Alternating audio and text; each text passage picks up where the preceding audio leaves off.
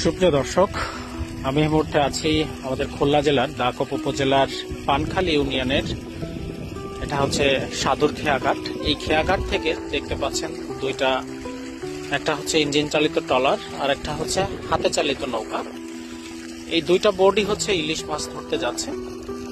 আর আমি যে জায়গাটিতে আছি একদম নদীর পাশে, এখন নদীতে হচ্ছে ভরা জোয়ার, আর জোয়ারের জল এই যে পাইপ দিয়ে ভেতরে ঢুকছে। এখন এইগুলো যতদূর চোখ যাচ্ছে সব হচ্ছে মাছের চাষ হচ্ছে এখানে, চিংড়ি মাছের চাষ বা বিভিন্ন ধরনের মাছের চাষ হচ্ছে।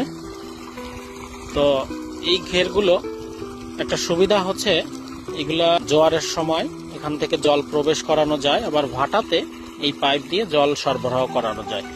এই যে ডাইরেক্ট জোয়ানের ঘের বলে এগুলাকে, এই জোয়ানের ঘেরগুলোতে সাধারণত ভালো মাছ হয়, ভালো মাছ ফোটে। তো আগে একটা সময় আমাদের এই অঞ্চলে একটা সময় জোয়ার ভাটার ঘের ছিল, এখন আর দেখা যায় না। তো এই বিষয়টি আপনাদেরকে একটু দেখানোর চেষ্টা করলাম।